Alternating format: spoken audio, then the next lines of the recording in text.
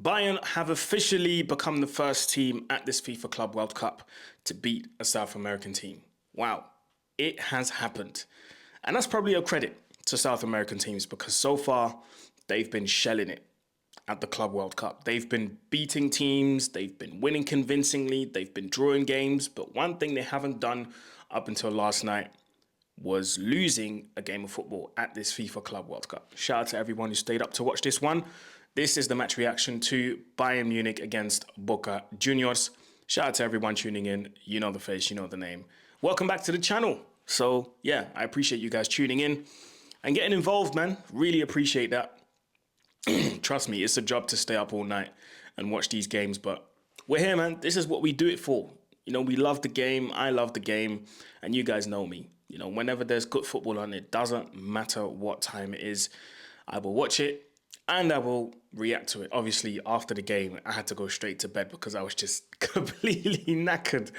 But I told myself as soon as I wake up and, you know, get things done, I would put this match reaction out. So here we are, man. Bayern Munich 2, Boca Juniors 1. And I think first things first, I have to give credit to Boca Juniors. I have to give credit to their fans because they were down there in masses. Like all you could hear all game long was Boca Juniors fans singing, singing, singing. Dale, dale, Boca. That's all you could hear from start to finish. Their fans make so much noise. And I think it's a testament to how much South Americans value and cherish the game of football. They breathe it differently over there. It's like a religion, you know, like someone said in the comments. I don't know if it was here on YouTube or on TikTok, but someone said it's like a religion, and I fully believe it. I can believe when people tell me that this is a religion over there, and they treat football, they treat every game like it's their last, you know. Which brings me to the team. I think Boca Juniors, I wouldn't say they played bad. I would just say that Bayern Munich were just way too strong. They were just way too strong. And Boca Juniors tried to fight back with, tools they know how to use, yes, they concede a lot of possession. Yes, they don't enjoy a lot of it. They have to suffer a lot during the game, but they were trying to hit Bayern Munich with these quick counterattacks and try and catch them out whenever Bayern Munich weren't concentrated or whenever there were lapses of concentration. They tried to use those moments and try and make them count. Now, okay, they had a few of them, couldn't make them count, but that one time, they caught Bayern Munich sleeping at the back. I don't know what Jonathan Tah and Stanisic were doing. Merentiel was way too quick, too much pace for Jonathan Tah.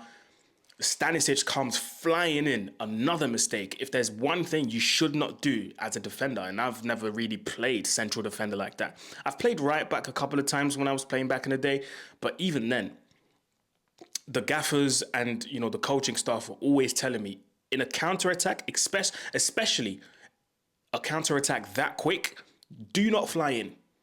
Do not fly in, because players like that or players like Merentiel are intelligent enough to use something to get the ball past you because you're coming in with flying pace. And that's what Merentiel did.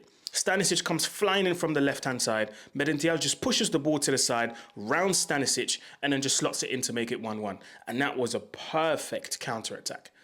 And I can't lie, at that moment, I was a bit worried for Bayern Munich because I thought this might put Boca Juniors on top, you know, the fans being there, being the loudest or being louder than the Bayern fans, because Bayern fans were there, but Boca fans were just too loud. This might cause Bayern Munich a few problems. And I want to talk about Merentiel as well. You know, I have to give credit to Merentiel. In the midst of Romero being injured, in the midst of Cavani being injured, he has, you know, risen to the task, and he has put this Boca side on his back and said, I'm going to lead. He's the captain now, you know, 29 years of age, usually not the starter, but he decided to put this Boca side on his back, on his shoulders, take the responsibility and lead this team. That's 2 games, 2 goals now. Now, fair enough. draw in the first game against Benfica, a loss against Bayern Munich. Against Auckland City, I fully expect Merentiel to go all guns blazing. He is going to destroy that defense. With that pacing behind that he likes to have, yeah, Auckland are in for a big, big surprise. They're going to suffer because it's that typical South American grit. Do you know what I mean? So, and that's what I like about Merentiel. And when I was watching the game, I checked the stats and I checked, some of his career stats and whatnot. And I looked at his age because I was like, a couple of teams in Europe, maybe, put in a cheeky bid, bring him to La Liga, play for a mid-table side. And I looked at his age and I was like, 29. But hey, in football, I've seen crazier things happen. So Miguel Merentiel, you've gained a fan because I'm a fan of players like that. Because it's not easy, trust me, because imagine doing all of that work and you come up against Manuel Neuer, one of the greatest goalkeepers of all time, and you fumble the bag. Not Merentiel. He came face to face with Neuer and, got the job done, slots it in, makes it 1-1. And unfortunately, that's where it probably stops for Merentiel and for Boca Juniors because Bayern Munich were just incredibly strong.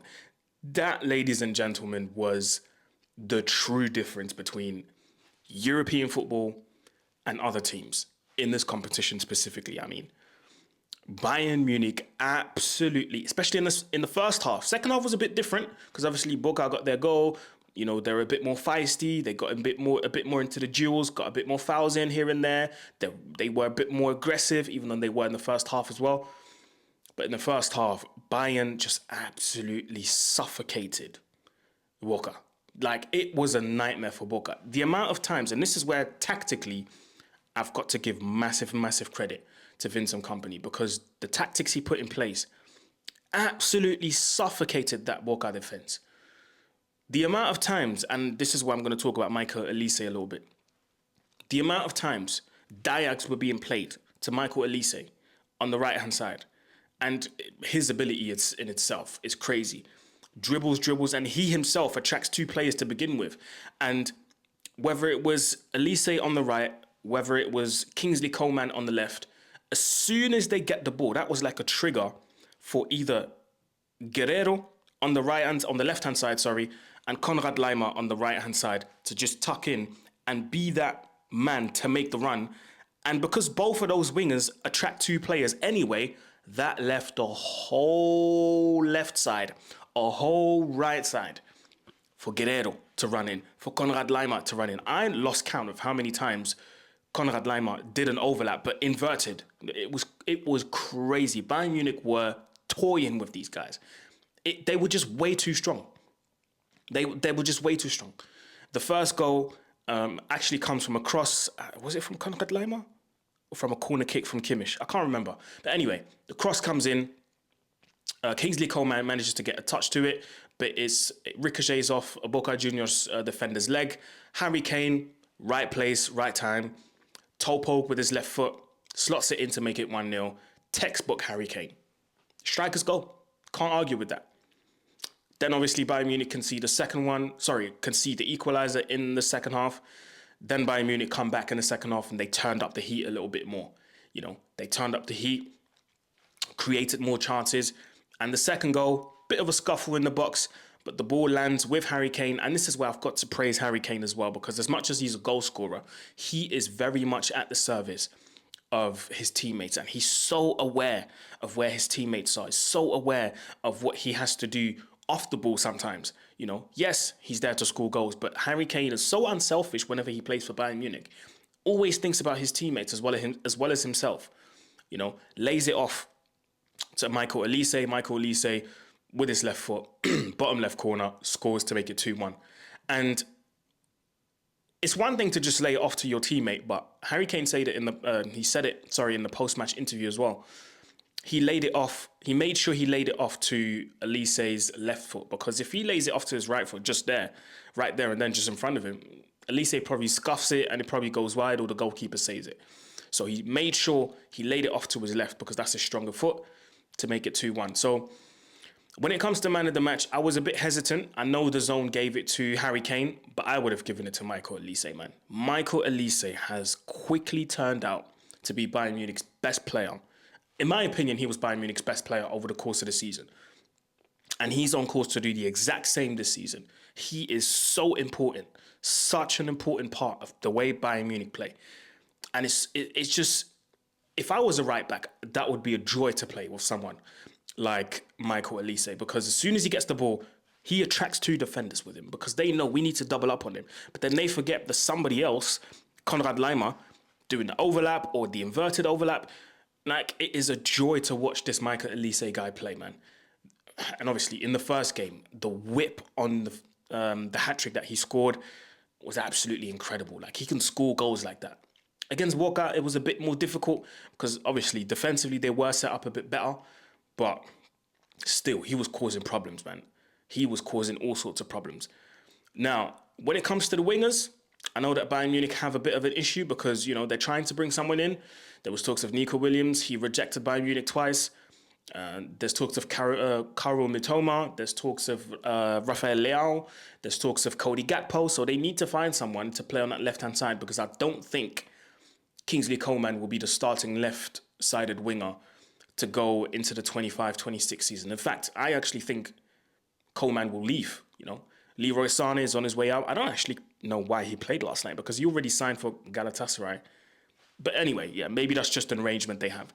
But I do think they need to bring someone in and they need to be careful because that person is going to be as important as Olise on the right. So they need to make sure that person that comes in, whether it's Gakpo, Rafael Leao or Mitoma, needs to be a starting left winger. Well, they're going to be starting anyway. And they need to be contributing because that Bayern team, the way they play, the wingers play such an important part. Such an important part. I'm not really too sold on the defence, man. This Jonathan Tah business, I'm worried. Because a lot of teams will be looking at this and going, well, all we have to do is use pace. Just use pace and you'll go past him. I'm worried, man. I'm worried for certain games in the season because Jonathan Tah, as soon as he comes up against a quick forward, he folds. He folds. Defensively, size-wise, height-wise, yes, he's there. Even physically, if you want to put that in there. But I'm just worried, man. Really worried. So that's up to company to deal with. I thought in midfield, I'm not going to say Bayern were bad, but it was okay. It was okay. Kimmich obviously pulling strings in midfield, putting those, you know, floated balls in behind like he usually does. I'm just not sold on Goretzka. I think Bayern Munich need to bring in someone or use Palhinha, you know. They need to bring in someone that's going to be able to, be physically ready to deal with the challenges, but also bring in someone that can play in that midfield, someone that's good on the ball, because Goretzka is not the best on the ball in that midfield. And against Boca, it might have worked, but throughout the season, it might be a bit more sticky. Even going forward in this competition, because obviously Bayern qualified now, it might be a bit more difficult, you know. So yeah, let me know what you think in the comment section below. Boca fans, you have my respect for sure, 100%. So yeah, let me know what you think in the comment section below. And yeah, if there's any Boca fans, let me know in the comments. We haven't done a final word in a long time. So if you made it till the end of this video, go in the comment section and type in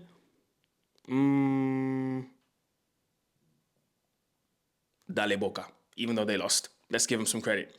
And oh yeah, before I forget, Jamal Musiala. Very unfortunate to see him leave the pitch, but from what I read this morning when I woke up, it's a precaution. So it's not something serious and he should be able to be fit against Benfica.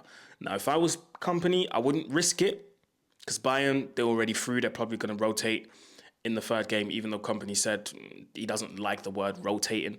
But I think they will rotate. And I think they will be lining up a different starting 11. But I wouldn't risk it. You know, let him take the time he needs. Remember, this is going to be a very long season. There's the World Cup at the end of it, at the back of it. So, yeah, I wouldn't risk it, you know. But yeah, anyway, like, share, comment, subscribe, people. It's road to 20K. More games coming up today. More reactions coming up. Make sure you keep your eyes locked on this channel, on my socials, Aaron Chakaya everywhere.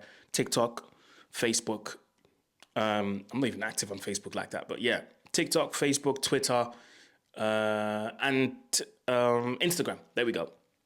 So yeah, big up everyone. Shout out to everyone for tuning in. Like, share, comment, subscribe. And I'm out. Peace.